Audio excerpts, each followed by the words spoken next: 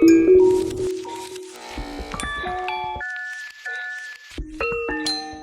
everyone, welcome back to the channel. My name is Max, and if you're familiar with the content I produce, you know that a few months ago I put out a video unboxing, installing, and reviewing the MagBak phone charger for my Tesla Model 3. This is a great little device that uses MagSafe technology to create what I think is probably the best charger that you can buy from a third party for your Tesla Model 3. And since I've had a ton of time to really use this and enjoy it, I figured it was about time that I did a little versus matchup between the MagBak charger and the factory Tesla charging pads that come on the car. But before we get into that, a reminder that MagBak did provide me with a discount code, especially for my viewers.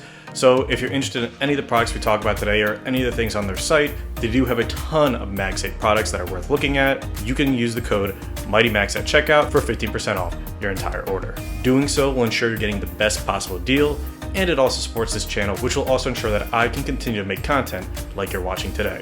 So let's put the two up against each other and see which one is best for you.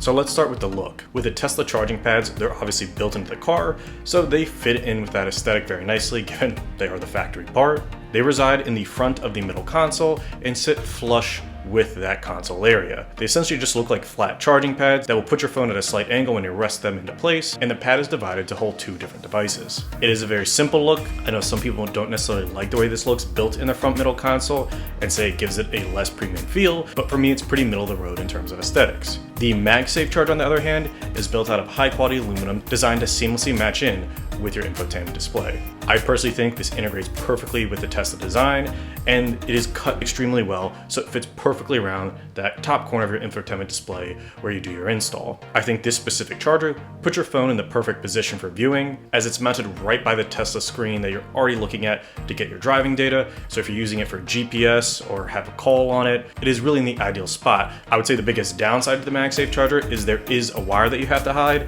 It is fairly easy to hide that wire, but fact of the matter is, if you look hard enough, there are certain places where the wire does stick out. So now that we've gone over the look, let's move on to ease of install and use. Well, for the Tesla OEM chargers, there's really nothing to go over here. There is no install, and you just use them by putting your phone on the charge pads. So it's about as simple as it could get. For the MagBak, there is obviously an install process, but I have to say it's extremely easy. Again, I did a whole video on this that you can check out if you want to see the process, but what it boils down to is peeling adhesive off of the charger, pressing it into the corner, and then running the wire to your USB outlet. It includes everything you need to install it. It even includes an extra 3M adhesive, so if you have to reposition it, you have the ability to do so, and that 3M adhesive gives you a great strong connection. Tucking the wire can be a bit tedious, and you might want to use tools or a little plastic crowbar to get it into the seams to get it out of sight, but not that difficult of a process either to get that basically out of sight. Using the MagBak charger does require you to have a MagSafe case, so that is an additional purchase that you can consider, but if you don't already have one, MagBak has a great selection of high quality cases that you can purchase that I highly recommend, so definitely check them out for that as well. But overall, all that to say, going with the factory chargers is definitely less work, but I think the payoff for the MagBak chargers and their ultimate use case trumps the minor install that you have to do. So now onto charge speed. So those Tesla charging pads put out about 5 watts of energy, which isn't great, but is definitely enough to keep your phone alive. The MagBak charger, on the other hand, with it being wired directly into the USB, puts out 10 watts. So you're getting double the charge speed on a smaller, sleeker device. Just for point of reference, if you were to plug directly into your USB in your Tesla, that typically puts out about 15 watts. So still not as fast as that fast charging, but still plenty faster than the charge pads that are built in. So the obvious winner when it comes to charge speed, I think, has to be MagBak. So the final comparison I want to draw is overall functionality. So with the Tesla charging pads, they work okay, but as I just stated, they don't charge very quickly, and if you need to put a lot on your phone during a drive, they're not really going to fit the bill. When I just had those, I often found myself using a USB-C charger to make sure that my phone had adequate charge for whatever I was doing. And overall, I just don't love the positioning of where your phone's at. Not that you should be looking at your phone a ton while you're driving, but if you happen to need to hit something on it, or there's an emergency call that you're trying to take a look at, or you're using it to navigate because you're not using the Tesla screen for whatever reason, it is not convenient to have your phone up and away from your vision. MagBak, on the other hand, has your phone in the optimal position. Your eyes are already going to be flicking down to your infotainment display to check your speed, to check your charge.